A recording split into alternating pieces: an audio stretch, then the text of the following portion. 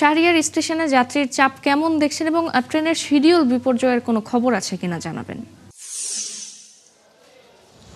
হ্যাঁ, শেষ দিনেও কিন্তু যাত্রীদের উপচে পড়া ভিড় দেখা যাচ্ছে কমলাপুর রেল স্টেশনে, যেমনটি আসলে প্রতি বছরই আসলে দেখা যায়।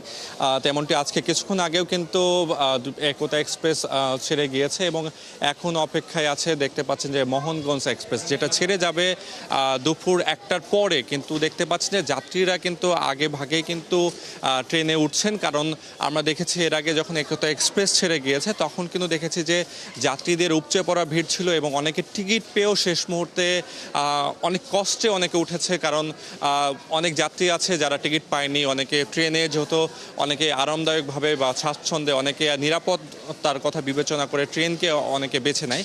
সেই কারণে অনেকে ট্রেনে উপচে পড়া ভিড় আমরা দেখেছি এবং এই ট্রেনটি যেহেতু দুপুর 1টার পরেও ছেড়ে যাবে, এখন দেখতে পাচ্ছেন যে যাত্রীরা যাচ্ছে। এবং এখন পর্যন্ত যদি বলি যে সকাল থেকে মোট 22টির বেশি ট্রেন এখন পর্যন্ত ছেড়ে গিয়েছে, যার মধ্যে 14টি ছিল আন্তনগর এবং মেইল এবং কমিউটার মিলে ছিল 8টি ট্রেন।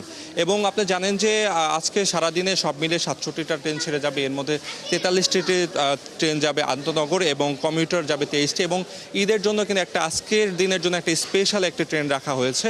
এবং গতকালকে আমরা দেখেছি যে ঈদের সরকারের পক্ষ থেকে যেমন উদ্যোগ নেওয়া হয়েছে যে নারীদের জন্য বিশেষ করে স্পেশালভাবে বিশেষভাবে বগি রাখা, আজকেও কিন্তু 2টা বগি রাখা হয়েছে। সেটা সোনার বাংলাতে, যেটা সকাল 7টায় ইতিমধ্যে ছেড়ে গিয়েছে, এবং এরপরে জয়ন্তিকা জন্য আলাদাভাবে আরেকটি বগি রাখা হয়েছে।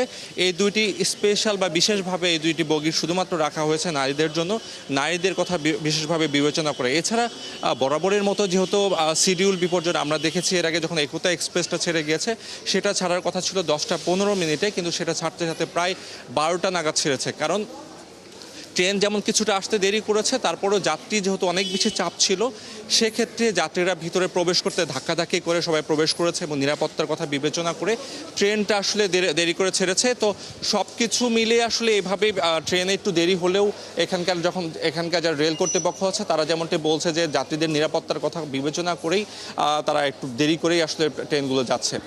এই ছিল কমলাপুর রেল স্টেশন থেকে আমার কাছে সর্বশেষ। ইমতিয়াজ, আপনি থাকুন সেখানে, পরবর্তী সংবাদ সংযোগে আমরা আবারও যুক্ত হব আপনার সাথে। দর্শক, কমলাপুর রেল স্টেশন থেকে বাড়ি ফেরার খবর জানাচ্ছিলেন সহকর্মী শাহরিয়ার ইমতিয়াজ।